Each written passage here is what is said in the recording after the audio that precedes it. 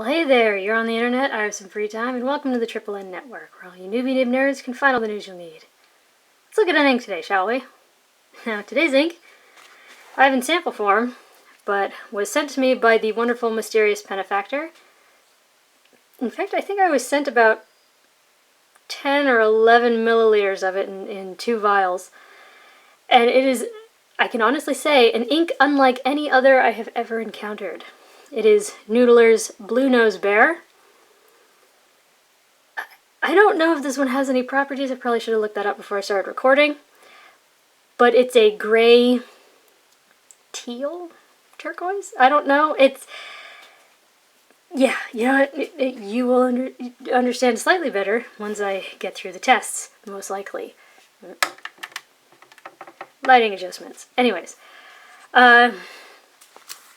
2 pens I used were this Hero 616 with sort of the standard fine nib, and because I thought it would be kind of funny to be slightly matchy-matchy, was this Pilot 78G with a double broad nib, which is in fact a stub. What's going on with my lighting? What's going on here? I don't like this.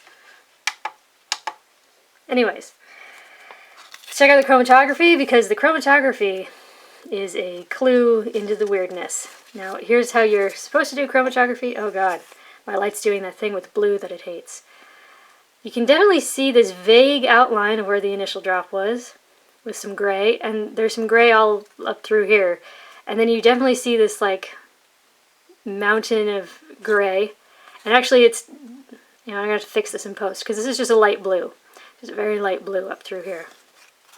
Now, here's where I let it dry, which is not how you're supposed to do it, and perhaps you can see a distinct difference.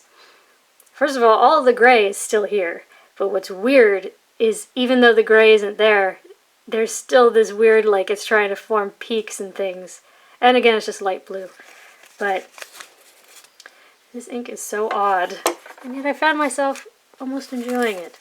So here's Blue Nose Bear, and I hope you can get a good look at this, because it's bluish, greenish, grayish, and it has a sort of texture to it.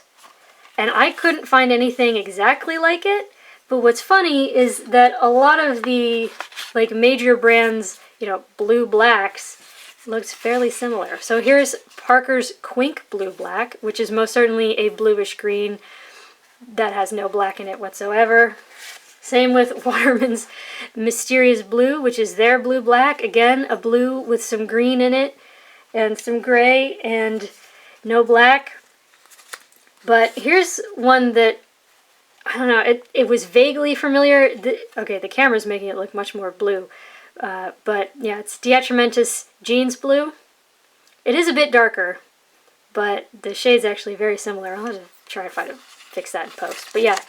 It's a very strange, quite unique ink. Now, let's check out the paper test. Clairefontaine, 90 grams per square meter.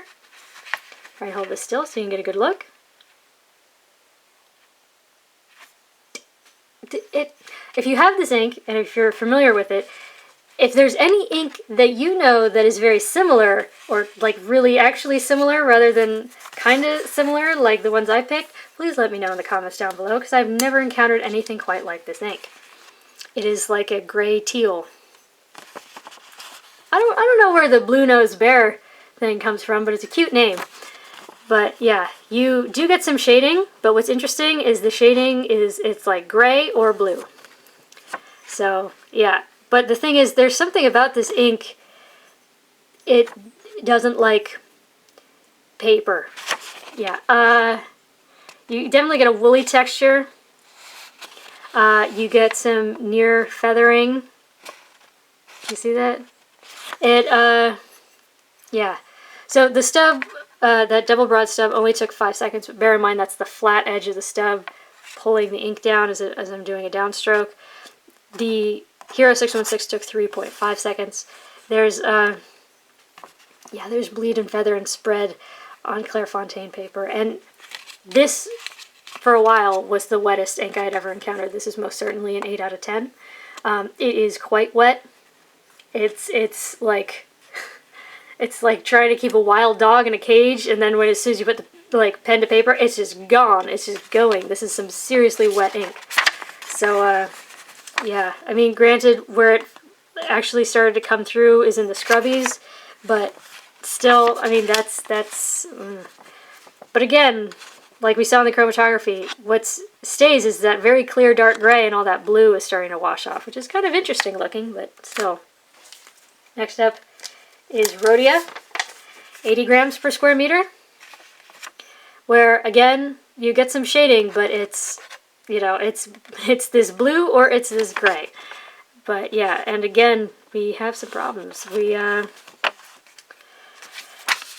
There's some bleed through, but what's really interesting is the bleed through, kind of like the chromatography paper, if my camera will ever focus, what bleeds through is bright blue. It's only bright blue. Isn't that freaky? That's so weird. Anyways, there's something about this color that I kind of enjoy, even though it's weird, but yeah, we have some problems. There's a little bit of feathering in a few spots, which is not what you like to see, because this is very dense paper. It's ceramic coated. Yeah, the fine took 3.5 seconds to dry, the broad took 6, but again, bear in mind that's... But yeah, it's, that is my shocked and baffled face, by the way. But again, the water test, what's there is very clear and very dark and very gray. All the blue washed away. In fact, you can see little remnants of blue throughout. Now, next up is Tomoe River Paper. And Tomoe River Paper is known for not having time for any of that bleed and feather and spread. It just don't do that. So finally, we don't have bleed, feather, and spread. However, this is very thin paper, and despite this being a generally fairly light ink, you do get some show through, you do get some echo. So if that's something you're very sensitive to, definitely keep an eye on it. Here you do get some lovely shading, which is quite nice. Again, you see this like separation of gray and blue, which is amusing. This paper does dry out dry times. So the fine took 9 seconds, and that double broad stub took 13. And this paper usually loves to let ink slide away when you add more water, but really the only thing that slid away was that blue. What's at the center is actually quite clear and quite dark, so if you had to recover that, you absolutely could. Now, next up is 20-pound copier paper. And I actually tested both pens on separate sheets. Now, the 78G, the double broad, as you might expect, because it is a broader nib, does cause a broader set of problems. There is a ton of spread. This paper is the world's worst 20-pound copier paper, so we should have expected that. There is most certainly feathering, and there is bleed everywhere. And actually this time you don't just get the blue coming through, which is interesting. But again, water test, gray remains, blue washes off. And on both it dried almost instantly. Now here's the 616, where this looks like a medium, like a moderate medium on here. And considering this is an Asian fine, originally, that's problematic. You get some spread, you get feathering, you get bleed everywhere, but it's in dots, so I don't know. But again, the water test, what's funny is, I don't know if you can see this on camera. You see that blue? This paper actually, it's so absorbent, it started acting like chromatography paper. But yeah, that's very clear, very dark. It didn't feather and explode on either of them, so if you had to recover that, I think you could, so long as you don't mind looking through a haze of blue. Next up is Mead Notebook Paper, where it's thinner. It's thinner paper than the 20-pound paper, but sometimes it can outperform 20-pound paper. Now here you don't get any shading, except for right there, oddly enough. It dried essentially instantly with the double broad stub. Yeah, I mean, this pen puts down more ink, and you definitely, I mean, even with the bright light coming right at it, you can practically see everything through it. You get dots of like fully nearly coming through all throughout. But again, if you absolutely had to recover this, you could. The blue washes away, the gray is very steady, very dark, very there. Next up is the fine, where again, I mean, you get significant show through. You get very near full bleed in several spots. You get spread, you get feathering, but Yeah, the water test, if you had to recover that, you could. That's very clear, very dark, very there. The blue washes away. Now, lastly is Moleskine paper, which hates ink. So a weird ink like this, it would not like.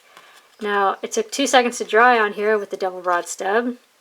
It gets really woolly looking. There is no shading. It's hideous. That is an amazing amount of bleed. I don't know if the camera will pick it up because once again on this paper, the only thing that came through was that bright blue. The only thing that came through to this side is that bright, vibrant blue, but it came through just about everywhere. Water test. Here, even the gray started to like kind of woolify and get mushy looking. So that's weird. But yeah, the fine nib on the Moleskine dried almost instantly. But there's lots of bleed, there's lots of feather, there's plenty of spread. The water test is actually kind of okay. It did start to woolify even in the gray a bit, but the blue was washing away. And again, that blue is coming through even on this quite fine nib all over the place. So, yeah. There you go. There's Noodler's Blue Nose Bear. It's a very unique ink. I have never encountered an ink even remotely like this. It is not the most well-behaved, to say the least.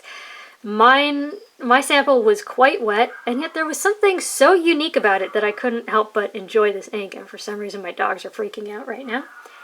But anyways, if you have this ink or are familiar with it or have tried a sample, I'd love to hear your experiences. Please leave a comment down below. This stuff was weird, but I oddly kind of liked it. For your consideration from the Triple N Network, if you liked the video, please give it a thumbs up. If you'd like to see more, please subscribe to the channel. And thanks for watching. Bye.